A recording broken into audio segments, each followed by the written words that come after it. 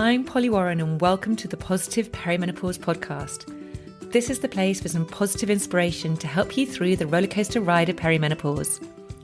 I truly believe that with the right support, knowledge and wellness tools, you can feel your best yet, because I'm learning this life phase can be a truly exciting and often pivotal time of life. With every episode, my mission is to support and empower you to own your menopause, because it's time to start taking care of the most important person, and yes, that's you. So thank you for being here and sharing your time with me. Now let's dive in. Hello and welcome back to the podcast. How are you doing? Thank you so much for joining me. Now, before I tell you about this week's episode, I want to tell you about something I did at the weekend, which I honestly still can't quite believe I did. So you may well have heard me talk about the fact that I am running my first ever marathon this year. So it's the first weekend of April. And this weekend, I ran 20 miles. It took me a long time. It took me 3 hours and 20 minutes. But I honestly cannot believe that I'm sitting here telling you that I did it, because it's something I thought I would never ever do. Okay, I've got to run 26 miles in a few weeks' time. But for now, I'm going to just take this. Now, I'm not telling you this to brag or to show off. That's not my intention at all. The reason I tell you this is because I want to show you what is also possible for you. And you don't have to sign up and run a marathon for that. But not that long ago, so back in my early 40s, I remember all too well how shit I felt. I was in the depths of perimenopause and I honestly felt like I was so old. My body was creaky and cranky. I was full of anxiety. I was an emotional wreck. I felt lost and empty. And I honestly really did feel like that was it. My life was coming to an end. And when I think back, at the time before that, I had been running a few half marathons. I'd run 3, I think, in total. But I got to perimenopause and I made a decision that obviously running was something I just couldn't do anymore because everything hurt. All my joints creaked and ached. But it was just a story which I crafted at a time when all I felt were all these negative aspects of a hormonal transition I was going through. And the important thing I want to get across here is that we can all get through it. There is another side to those feelings of despair and loneliness and anxiety. It's a stage. And I just want to remind you that however you choose to ride this wave of transition, whatever you want to call it, and that might be, you might want to ride it naturally, you might want to ride it with HRT, you hopefully will be thinking about diet and lifestyle moderations you can make to make it as easy as possible for yourself. However you decide to ride this perimenopausal roller coaster, just remember that you will come out the other side and you will find new challenges and exciting opportunities and new experiences for you to take part in. I know, because that is what I am doing. So don't suffer in silence. Make sure you get the support you need. There is no need to drag it out for longer than you need to. There are so many things you can do. So if you are interested in finding out what some of those things are, how you can make this an easy transition for yourself, then please do get in touch with me. I offer one-to-one coaching in various forms. In those sessions, not only do I look at your health, but we also look at purpose. What is it you actually want from life? Because so many of us at this stage feel like we need to have some sort of new direction. And that's so normal.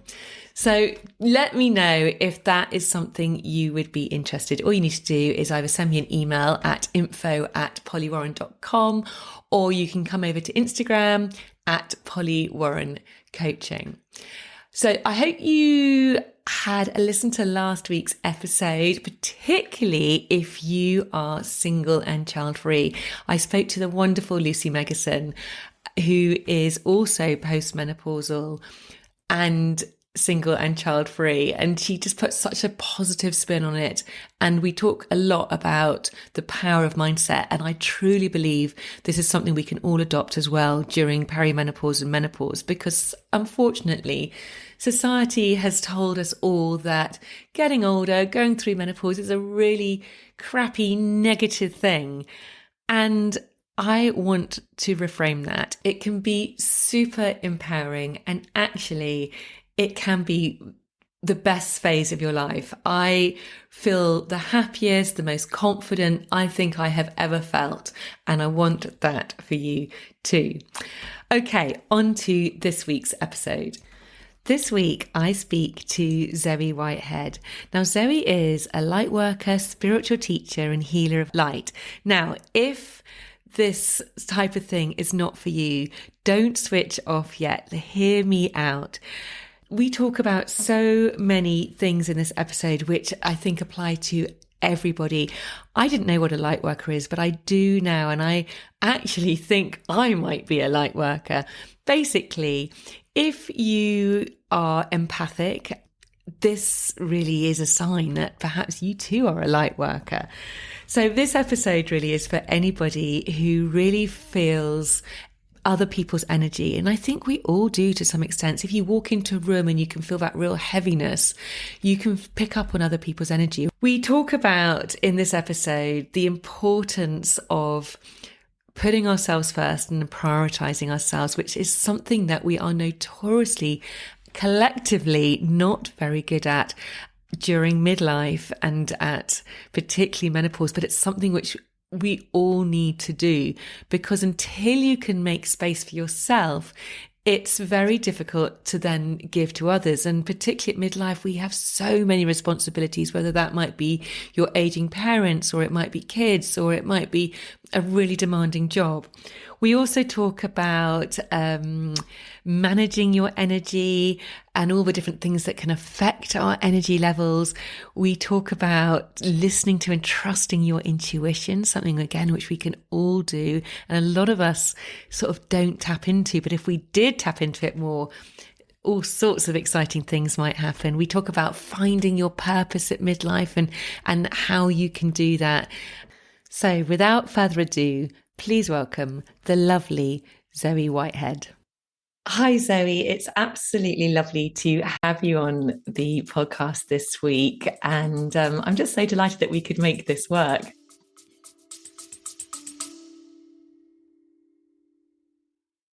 A very quick break to ask you to hit the follow or subscribe button if you haven't already.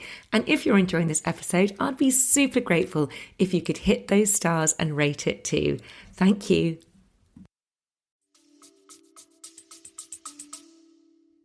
Oh, it's lovely to be here, Polly, and thank you for just kind of fitting me in so short notice. It was amazing, wasn't it? I know. We were just saying off before I pressed record that this week I was very relaxed about the fact that I hadn't got an episode ready. Normally I'm very, very organized and I have quite a few recordings in the bank. And this week I just didn't. And it's been half term, so the kids have been off school.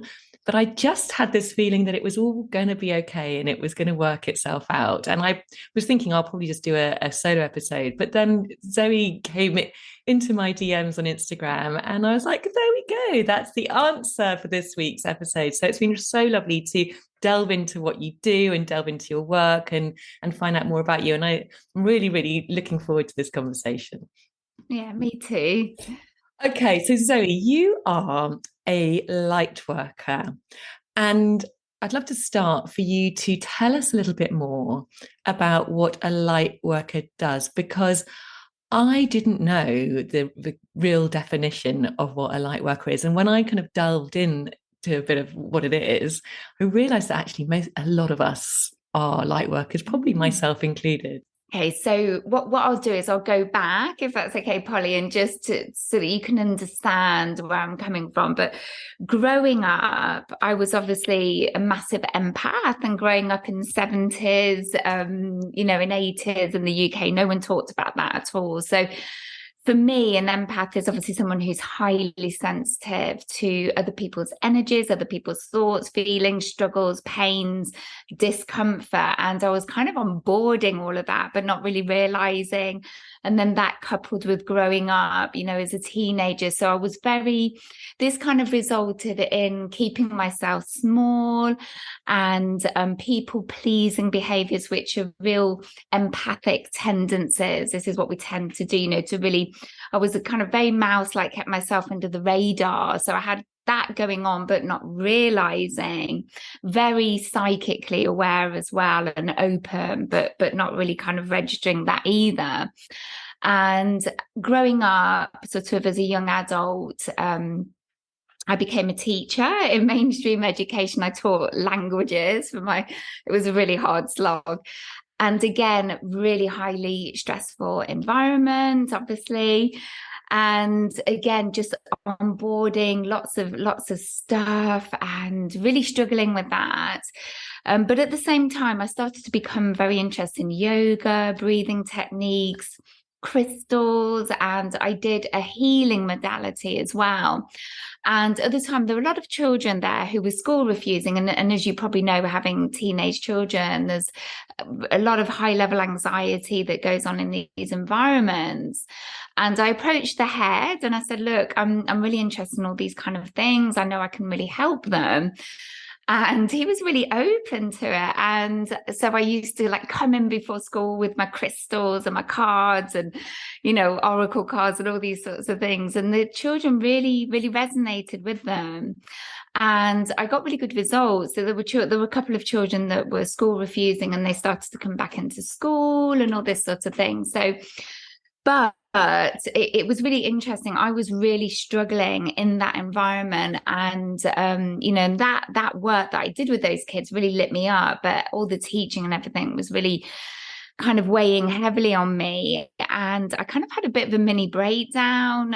It probably was the start of my perimenopause. It's never very clear, is it? Clearly defined.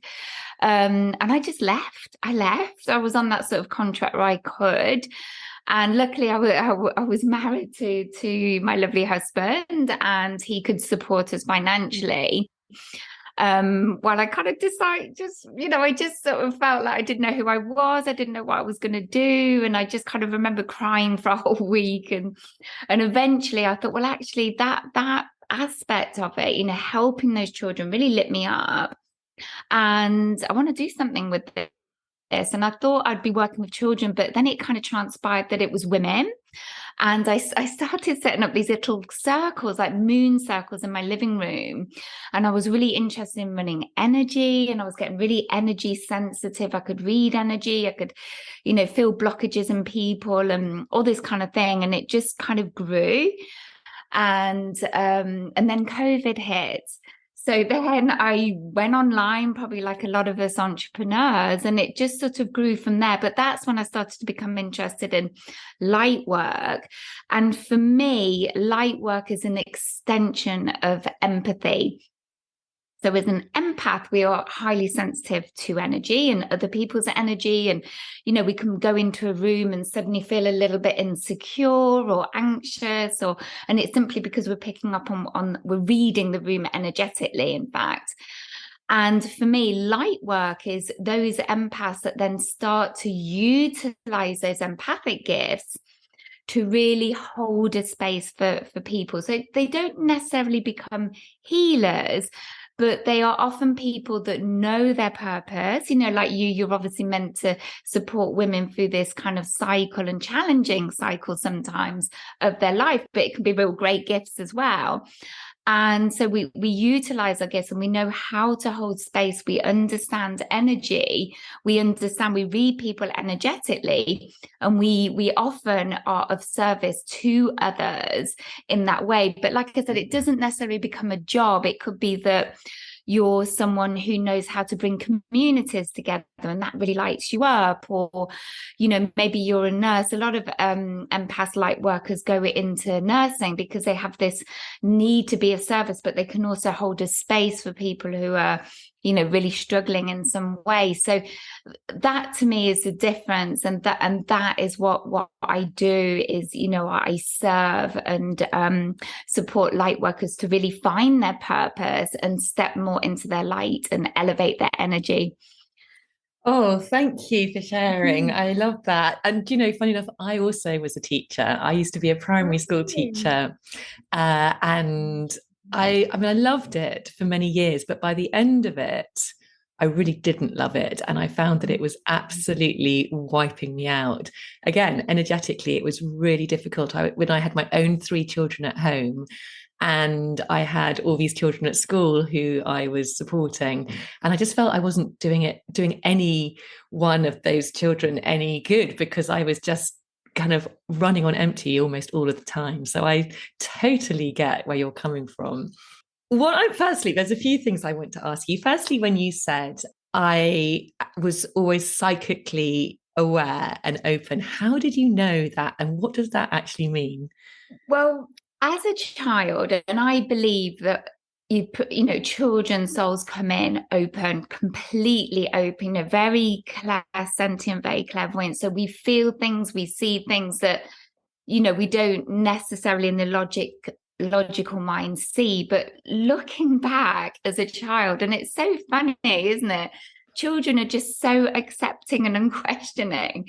Because I have a French lineage, and mum was French, so we used to spend all our summer holidays in France at my granddad's, and it always seemed to happen at my granddad's where I'd get really activated. And I was probably about 8 or 9, and I'd actually see what I thought were people, but they were just people on the end of the bed that would be chattering away at night. It would wake me up. But instead of being frightened, I'd just be really cross with them because I couldn't understand what they were saying. But they were just these beings, just sitting at the end of the bed. My sister never saw them, but I never questioned it beyond that. I used to talk about, so I talk about it quite a bit with my friend, my childhood friend. I used to talk about being out of my body. I distinctly remember flying. I mean, it's just really weird, isn't it? I think it must sound really weird when I talk about it, but I just have all these kind of memories and aspects of myself that I obviously then shut down because I didn't utilize that. I didn't have any experiences like from teenage growing up. And it was only when I returned to this kind of modality that I'm trained in, when I'm running energy, where I again have these visions and things like that. And it's only when I'm running energy, only then, and I sort of see past life aspects of people. And so, it always makes me smile when I think that as I was just so okay with it, but just Yes. It was almost blasé. Oh my goodness, you've really made me remember something. When I've thought about this a few times recently, but as a child, we used to live in this old, really gorgeous Georgian house in the middle of Bristol.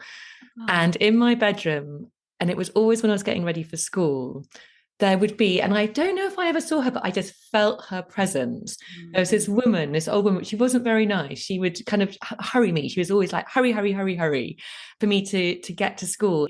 I didn't really like it, but I would just whiz down the stairs and then I would go. But I never told anybody. I wonder, maybe that was me being, a child, just letting it in. But I've not had anything since. Anyway, so back to being an empath and being a sensitive person. I think so many of us are highly sensitive and empaths. Gosh, I just have to think about being at home. If one of the children just enters a room and their energy is really low and they're in a bad mood, it can really bring me down really badly. And I have to work very hard to keep myself in a place where I can not get affected by it. And equally, I know exactly how it feels when there's just the room is buzzing with energy and I can feed off it. But equally, I also know myself very well that I need to take myself away from Mm. people quite often. Otherwise, it gets all too much.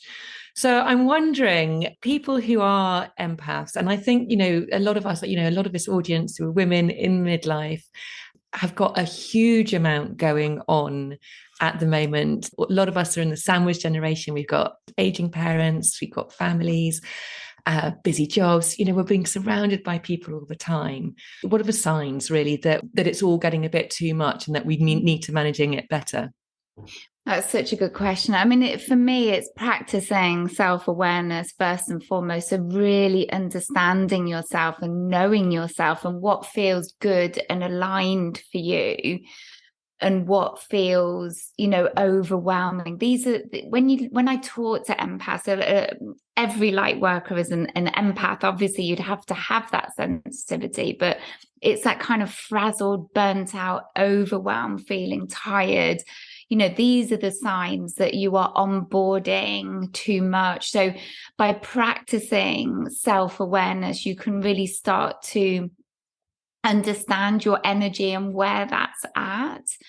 And obviously being boundaried is that we were talked about that, didn't before we actually did the interview, that is so important to know when you've reached your limit, because there are some people that have a very kind of negative outlook on life just naturally, and their energy will be it's like a sliding scale. Energy has a frequency, so it will be a lower frequency.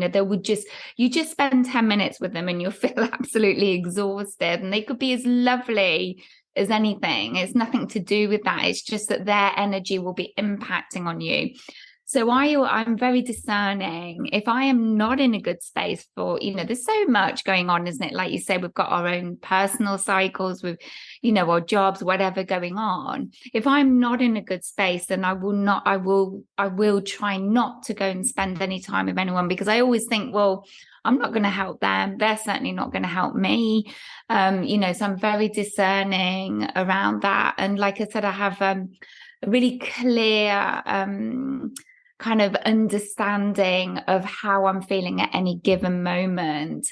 And, if I'm starting to feel overwhelmed or whatever, I know I need to go off in nature, go for a dog walk or whatever. We, as empaths, we tend to be a bit like loners. We need time alone to resource. And that really is key to keeping our energy levels raised. It's not about being 100% yay, Pollyanna. It's not about that. It's just it's about recognizing where you're at with it all and what's feeding and nurturing you and what is not, and just kind of navigating your way through all of that. And like you say, this, I don't know. I mean, I find perimenopausal times that I have more, in this phase of my life, that I have more anxiety than I would normally have. I can tend to overthink things a little bit. Maybe I don't sleep so well, so I have to really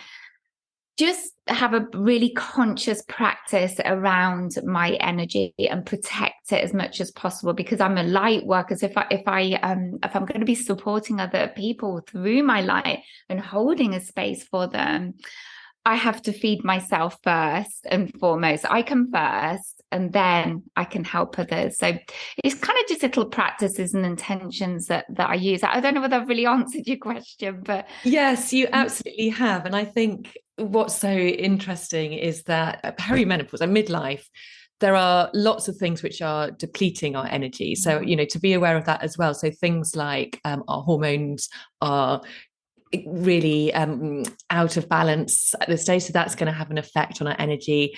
Perhaps we're going into midlife nutritionally depleted. Apparently 80% of people do go into midlife with nutritionally depleted, no fault of their own, but because our soil quality is diminished, because our food quality is lower than it's ever been. Perhaps we're eating too much of the wrong types of foods, like the ultra processed foods, so that's not going to help energy.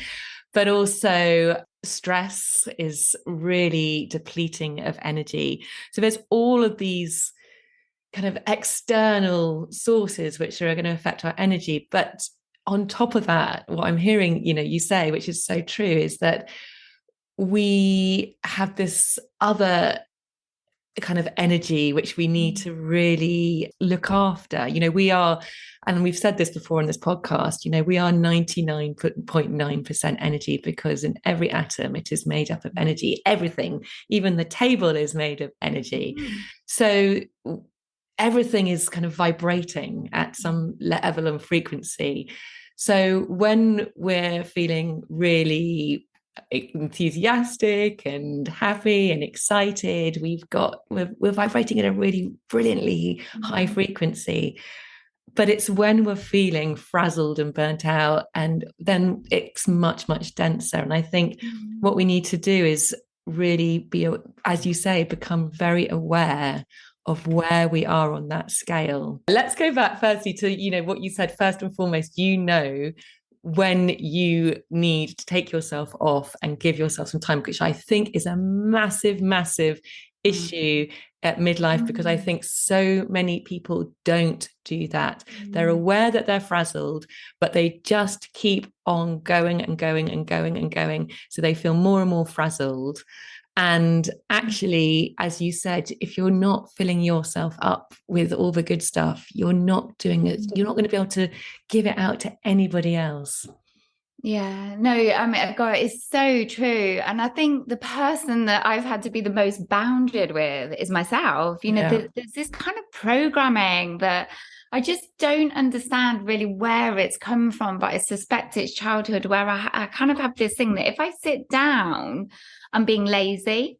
And I don't know whether it's a female thing in particular, but it was definitely my case. And I'd say really for the past year now, because I was just getting exhausted.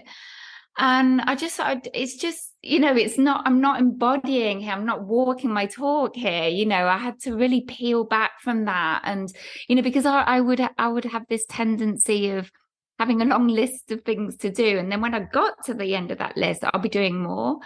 And I just thought, I can't carry on like this. So I've kind of adopted this very intentional way of living, and just saying, well, I'm going to do this, and that's it. And it, just all very conscious. I'm just very, very conscious about what I do, as much as possible.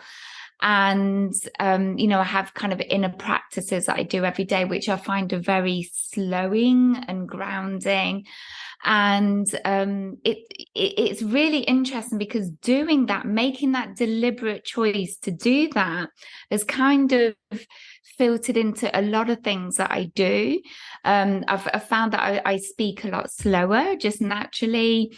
When I'm writing content, for example, for social media, instead of doing 3 or 4 posts a day, I'm now doing 1 or occasionally 2. But what I do is really intentional a lot. There's been a deepening. So, it's definitely a case of quality over quantity, but it's just kind of seeped into everything. Like a cup of tea, I will take time to make sure it's exactly how I want it. Or do you see what I mean? Even the little things are starting to shift, and it's just that slowing and grounding. It just feels so nurturing. How we do one thing is how we do everything, right? And actually, when we slow down, we do achieve, I find as well, I achieve so much more than when I'm rushing at 100 miles an hour. And I think we have to be intentional about it, because we're never going to reach the end of our to-do list. It's the forever to-do list, isn't it? Exactly. So you have to be intentional, and you have to decide for yourself that it is time to start prioritizing yourself, because otherwise you're just going to go through life vibrating at those lower levels, because you'll be feeling resentment that you're feeling frazzled, really, rather than enjoying the process of life. Yeah, it's so interesting how it unfolds, because I found that I've become a lot more present. I can I try and listen to my children.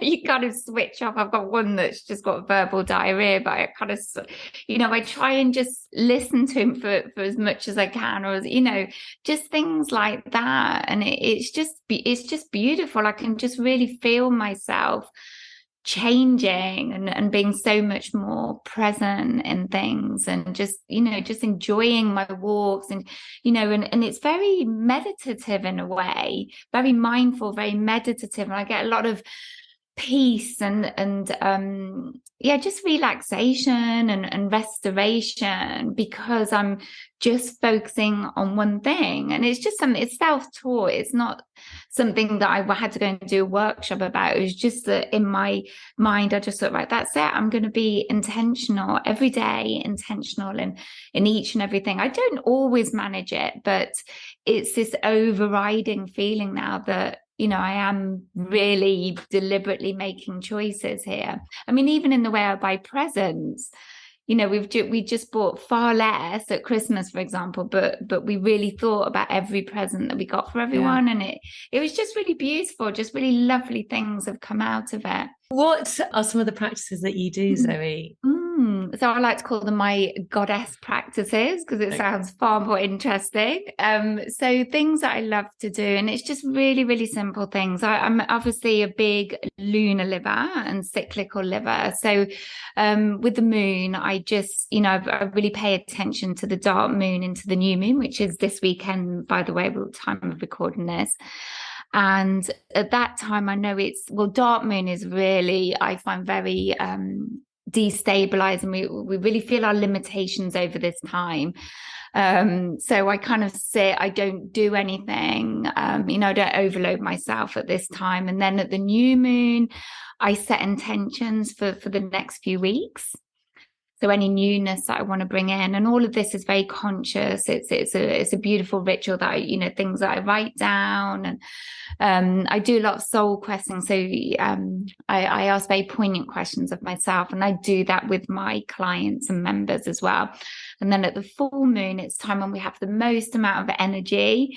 So it's a period of reflection and just kind of looking back over the last few weeks, see what we've achieved, how we're feeling about things. And I really use those potent moon periods to do a lot of releasing work and, just letting go of just deeper layers of things. So that's a big part of what I do. But every day I sit down after I've sorted the boys and the dogs, and I have about 10 minutes where I do a bit of yoga, and then I journal. I've got a lovely pen, and I just sit and I just write what that comes through. I tune into what I'm picking up on in the collective, how the energy feels for me, and I just write, and I get a lot of clarity around that. The other thing that I do is quite a bit of energy work. So it's a lot about kind of just feeling differently. I like to have a big focus on what I've got rather than what I've not got. I'm really working on that at the moment. I've had a lot of scarcity mindset recently. So I'm really working on intentionally feeling like, or just focusing on the things that I've got rather than I haven't. So I do a lot of kind of mindset work, knowing that shifts my vibration. And it's amazing, actually. I've seen lots of things kind of rippling up, and good things, and then when I'm out with the dogs, because I walk in remote areas, I deliberately go off the beaten track. I'm just very reflective. So I don't know, I'm just kind of in this state for most of the day, because like you, I work for myself. It's very good for empaths to be entrepreneurs. I think it really suits us down to the ground, because we can kind of be by ourselves a lot. Yeah, that gratitude of that kind of like what you already have is I find is really such a good one to just, if you're feeling a bit low, it's just really reminds you, it kind of really lifts you up. It reminds me, my gosh, actually, yes, look at my wonderful house and my dog, and life is actually really good.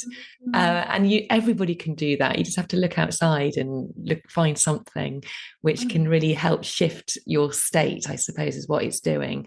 I just want to talk a little bit more about, you're talking about the lunar cycles, because this is something which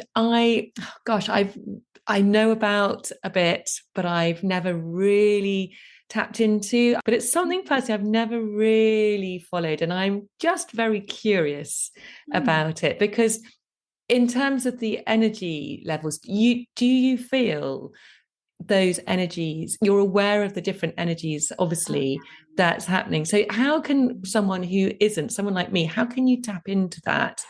That's such a good question, Polly, because it's for me how I started. And I think we've all, I don't know, I think a lot of people have quite a little obsession, or not an obsession, but we were all a bit curious about the moon, aren't we? Because she's always present, obviously. And she's so beautiful. So I just started, I sleep with we sleep with our curtains open, and I'm often looking at her. I have a huge collection of crystals. So I sometimes put them outside in the garden, and that kind of in the moonlight, the full moons, just lots of little things like that. You'd be surprised will really start to create an attunement. The more you notice her, the more you're kind of just allowing that impact to happen. We're all being impacted, but I suppose it's that conscious awareness that deepens your connection to her, and then rituals, like we say, I do intention setting at the new moon because it's a new cycle. It represents new beginnings. So I'm writing things down. And then at the full moon, we're reflecting. And, it's a really good time as well at the full moon to do any creative projects because we have the full glare. So, we have a big creative outlet at that time. So, you just start to live in it. This is what I mean by lunar living. You start to live in that way and harness those power periods.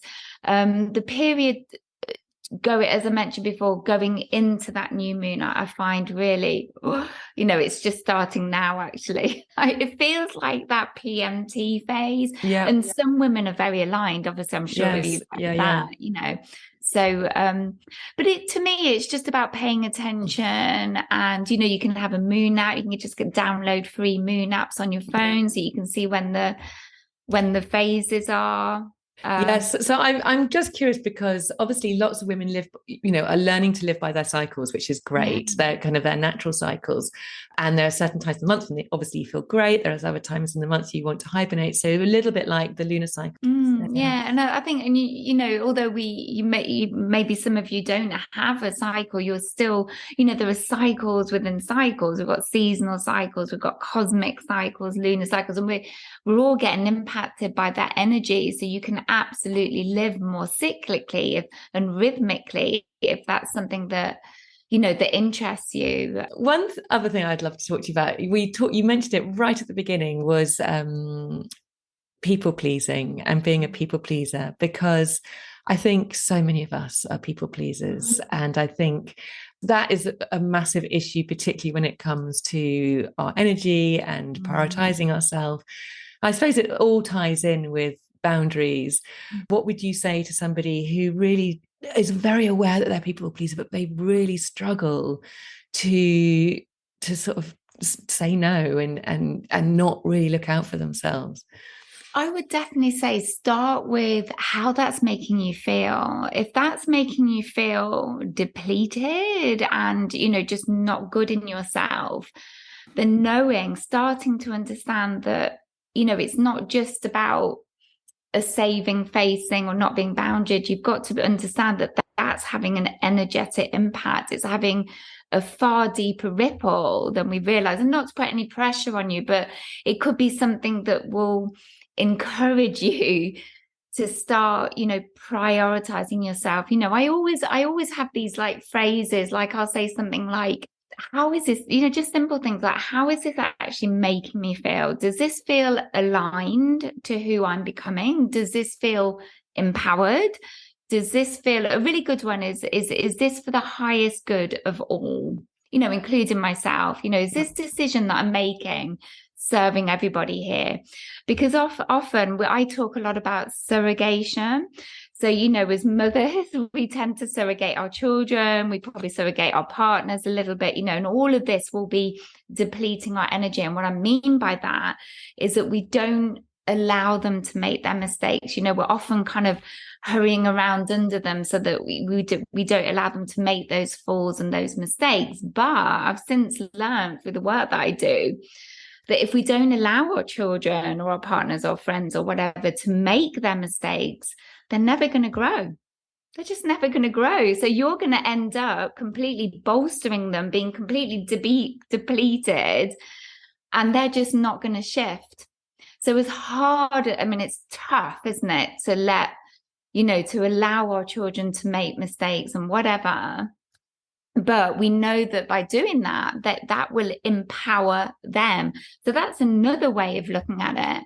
Oh, yeah. I mean, I totally agree. It's so important. It's so easy, isn't it, to be that sort of helicopter parent and just sort of do everything for them. And actually, I just stopped doing my kids' washing, and it's amazing. They know generally, well, apart from the 16-year-old, he just doesn't care.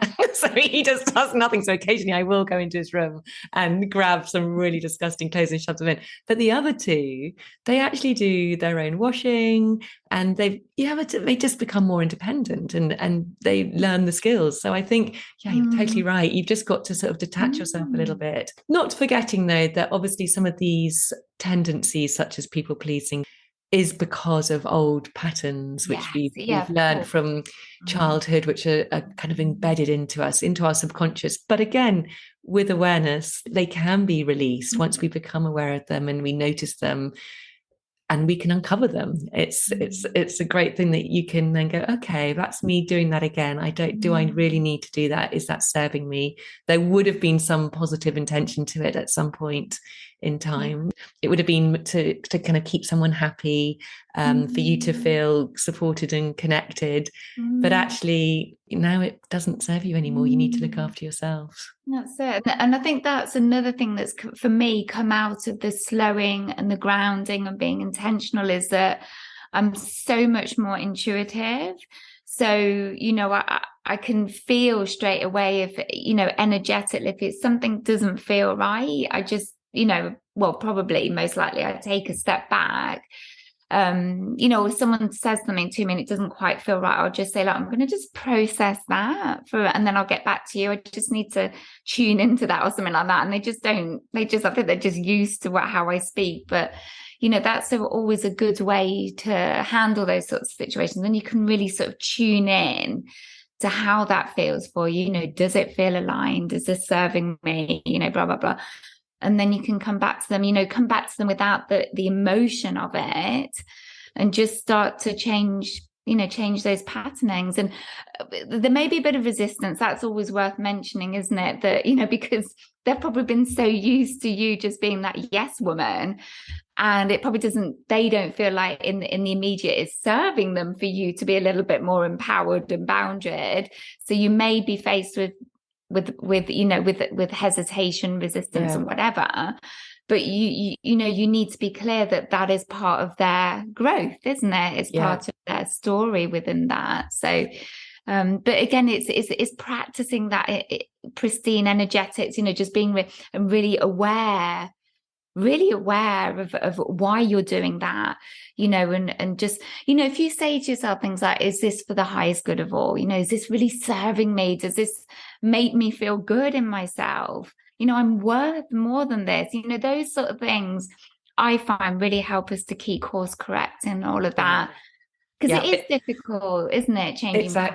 Exactly. Yeah. It's that alignment of, if it feels good, it's going to be in alignment. If it feels off course, then it's not. And so it's constantly kind of, those questions are great. I love those. Okay. Intuition. That was what I wanted to talk to you about, because, when we're frazzled, we're burnt out, we're not prioritizing ourselves, it's very easy just to not listen and hear our intuition. And I've always felt as a really intuitive person. My husband always laughs at me. He's not. He has to look at all the facts and kind of go on research. And I will make a decision really very much based on my gut. And he always kind of takes the mickey out of me. Oh, Polly just is going to go on her gut. But I always come back as actually, I am normally, probably 9 times out of 10, I make the right decision. And now with my son, who is trying to decide on universities, and I was listening to your podcast actually, and you told a similar sort of story actually about some lads who you spoke to about deciding what university they wanted to go Oh, to. yeah. Yeah, and I listened to that because actually my son is at that point. He's deciding on universities. He is the most undecisive person, and I always say to him, what feels right, what feels good to you. You've done all your research, go with what feels best. And so I'm really trying to teach him that, and hopefully, well, if he'll make the right choice for him. But I think so many of us forget to listen. So I wonder, Zoe, how, do you have any tips on how we can tune more into our intuition, and how we can, start listening to it a bit Yeah, more? totally. Because it's obviously something that we all have, right? Yeah. But it's just years of programming, isn't it? Maybe lifetimes really of just ignoring, and so you've got to unpick and unravel all of that. But but probably going back 10, 15 years, I was totally not intuitive or not listening to it. So for me, and I know a lot of my clients struggle with what's my fear thoughts and what's my intuition. And your intuition, a rule of thumb for me is that it will always feel, it will always just, your body will relax. Notice how your body feels. If you're getting a hit to do something, you're relaxing, or it just feels right. Often we can just act on that, can't we, straight away? There's just no question. That's totally your intuition. But if you're starting to feel tense, and that's how I started to make that difference between fear thoughts, coercion, just being influenced by others, and what was just actually coming through soul and through myself. What I found has really enhanced that and magnified that is this slowing and grounding. So taking time out of your day, so whether it be a dog walk, or just a walk, or by yourself, just to I feel I see a lot of people, and I can feel that in the energy field, they're so busy and distracted that it's almost like they don't want to stop because they're fearful of feeling whatever's going to come up for them. But if you never carve out time for yourself to listen to the whispers of your soul or heart, or your compass, your inner compass, whatever you want to call it, you're never going to hear them. It's just simply not going to happen for you. So it's about taking time, whether it's just sitting, journaling. Everyone's different. You've got to do what feels right for you, but just slow down, maybe have a cup of tea. It's not about thinking, it's just about being. Yeah. And you'll see that, and it takes practice. It took me a long time to get to this point. I'm not saying it happened overnight. For me, it really didn't. Okay. But it's a practice, and we get good at it when we practice, we honor it, and maybe another good tip is maybe start with just little things, like little questions, like, what should I eat today? What would be good for my body, if I'm going to be a bit more conscious about what I'm eating, and just fear, what comes up. And it's something that doesn't have a big consequence. Don't start with a big question. Yeah. Or, what I mean? You're just setting yourself up for failure, but it's too much pressure. Just go gently with yourself, but know and have faith that you have that intuitive channel. Yeah. You can absolutely waken it up within you. Yeah, I mean, I suppose I love the food one, because actually very simply we all have it when I don't want to eat that, but I do want to eat that. We kind of know, and that's us using our intuition to know what we want at that time. I mean, what we want and what we need might be two different Yes. things, but Yeah. but yes, it's kind of, we can all do it. And I suppose that leads nicely on to when you start listening to what is guiding you, it then can lead you to finding what your purpose is. I work with a lot of women who are at this midlife point, and it's so interesting when you're at perimenopause, it brings up an awful lot of questions, and it's so many women I speak to are a bit like, is this it? Is this my life? Surely there is more than this. Mm. and they really are seeking for more and looking for a Mm. purpose. And so the only way I think you can really find it is by listening in Mm. to where you're being guided. I mean, what would you say to that? Yeah. Oh gosh, I love that. I love that because that's a big part of what I do. Yeah. Sole purpose, obviously. But oh, there's just so many things just coming up there.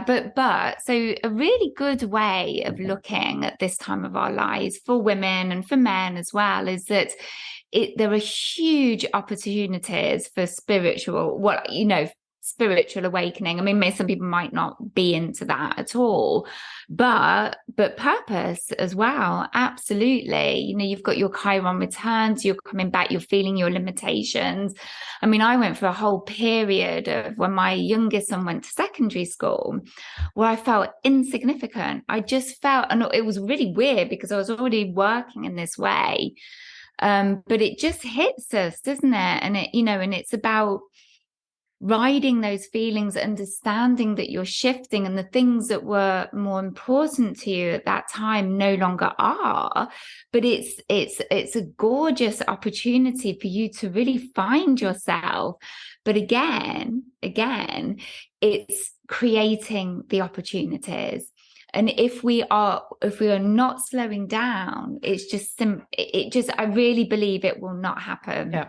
because you're not creating that channel for those thoughts to come in. So yeah, absolutely start listening to those intuitive hits. If you get a guy, some sort of hit to do something, do it, because that's coming down from soul or whatever you want to see it as. If you're ignoring it, again, you're sending out a strong message that you're not ready to listen. So you're just going to stop that again. But there are so many women that really, oh my goodness, find themselves. It's a Oh, very exciting it time. oh, it is. Yeah. I love it because Mm. there are so many amazing examples, and well, you're one of them who, yeah, gets to a point and you realize not quite on the right path, and Mm. actually you're going to shift and do something which is the work you're meant to be doing. And I see it Mm. all the time. I absolutely love it, and I think that's why this is called the Positive Perimenopause Podcast, because I do Mm. think can be such a positive time Yeah. to pivot and find Yeah. out what you truly want to do. And you don't necessarily have to leave your job and start a business, but it's about it's about finding the things which truly light you up and following them. Yeah, I mean, it's as simple but as hard as that in a way, isn't it? Because we're so used to serving and being for others and doing and our doingness. But if we really learn to trust in what's happening and peel back from that and honor ourselves and slow down and ground and listen to our intuition, that there's no kind of like magic pill, unfortunately. It takes work, it takes practice, it takes dedication, honoring. But gosh, your world's your oyster. I mean, Yeah. I've got a friend who works very much in the same way as me, and she's in her 60s now. And oh my God, she's the sexiest person. I know. It's not like it's really strange. I can't quite put it. It's something about her energy and her vibrancy. She sold a house and she house sits all over the world. She has lots of different men, I don't know, she's just like really rediscovered her sexuality, her sensuality, and she's just so her and her uniqueness. I don't think that would float my boat necessarily to live that nomadic style, but it was just Yeah, like, wow, great. I don't recognize her. She always had that unique vibe in her, but she's just gone for it, and it's also looking at those models, at those role models. Some women look amazing in their 50s, 60s, 70s, and to me, I always look at those people, and I think that's what I want to focus Yeah, on, yeah. as you grow older. Oh, I So love that. I love that. mm, I mean, what I'm hearing from you is that everybody just needs to slow down, to mm, ground, to stop the busyness and the doing, so much doing, and we mm, all really need to focus much more on being, and mm. that way we will get to really just tune in more to ourselves and work out which direction we're going in. And I know that and that's something I have absolutely done over the last 3, 4, 5 years, I was the queen of busyness. I was my standard phrase was like, I just don't have enough time. I don't have enough time. And I've completely and utterly changed that up. Okay, I can still be busy, but I not in the way that I used to be. I make time for myself. And I believe everybody can do that, however many responsibilities you have. There are ways that you can make time. I just want to ask you, Zoe, about your own perimenopause experience. How has it been for you? Because what age are you at the moment? So I'm 50. I always have to think I'm 51. Yeah, Okay. 50, I'm 52 this year. Yeah. And you're perimenopausal, are you? Yes. Yes. Okay. And how's So it been for you? well, a bit. I don't, you see, I'm one of and it's just how I choose to live. I don't take any medication or anything like that. So I don't feel like HRT would be an option for me. I totally get that for the women, it's the way to go. I mean, obviously I'm working because I'm an entrepreneur. I can work at home. I can flow with my workload. So when it all gets a bit much, I can just go out with the dogs or, so that has been a real blessing for me. I think that if I was in some sort of job where I had to make snap decisions, it would be really difficult. Obviously I've had the night sweats and the low sex drive for sure, which I didn't realize was that straight away. I've always been a bit dotty, and so I haven't really struggled with the brain fog. But I've definitely felt what I have noticed is in the lead up to my period, which is still very regular, I'm a lot more anxious and I overthink, and especially when it's coupled with the dark moon phase. But I guess I have, beautiful practices that help me navigate that. And I just have very much a practice of sitting with whatever comes up and not allowing that to become part of my inner narrative. I know that it will pass. I love that. So yeah, I mean, do you feel like you are in control of it? Yeah, I don't know whether I'd use the word control, but I flow with it. Yeah. I flow with it. Yeah. Okay. Yeah. Yeah. I mean, I don't know whether I take any, I mean, I take turmeric, and I don't know whether that's specifically helping with anything, but have you changed anything specifically in your diet or well, the activities that you do? yes. No, I will tell you this. Oh my God, cold water swimming and cold showers every day, I think have been a bit of a game changer. Yeah. In terms of helping with my mental state. It's very invigorating. And I go once a week, and there's a commute, and where we go, it's full of perimenopausal, menopausal women. Same down here in Brighton, the sea's full. Yeah. Yeah, it's all the women. Yeah. And actually I think that has really helped. I've always been a bit of an intentional eater because I'm very interested in the way certain foods impact on me energetically. So I've done that since I can remember. I'm always cutting things out, adding things in. So I can't really, I'm off gluten completely now. I've reduced my sugar, but that wasn't because of hormonal changes. I've always done that, and I feel a lot better for it, energy wise, like physical energy wise. Yeah.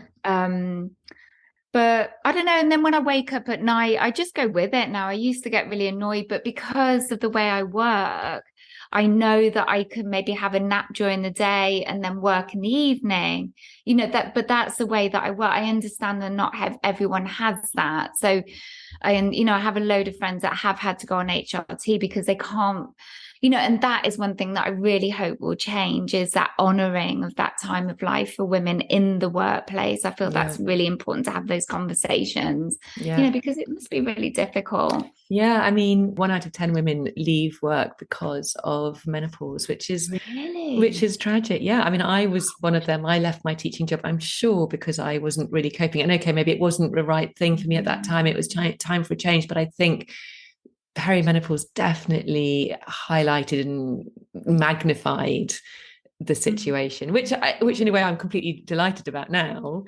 It was the right thing, but at the time it was a very tricky time. But yeah, if you could give the listeners one practical, actionable tip to take away with today for them to be able to have a positive perimenopause, what would it be?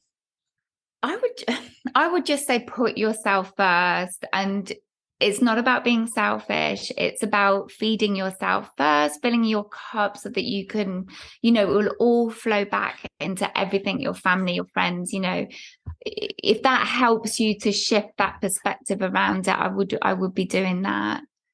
Definitely. And slowing and grounding. Fantastic. Thank you so much, Zoe, for joining me today. If anybody wants to get in touch with you or they want to find out more about what you do, where can they come?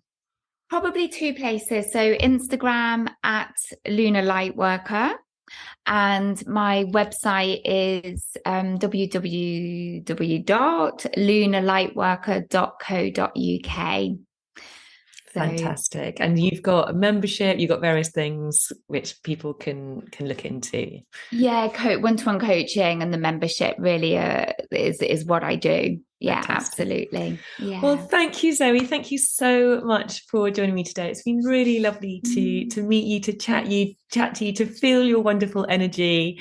It's been a real delight. So thank you so much. Oh, I really enjoyed it. I've loved this. Thank you. Thanks, Polly, for having me on.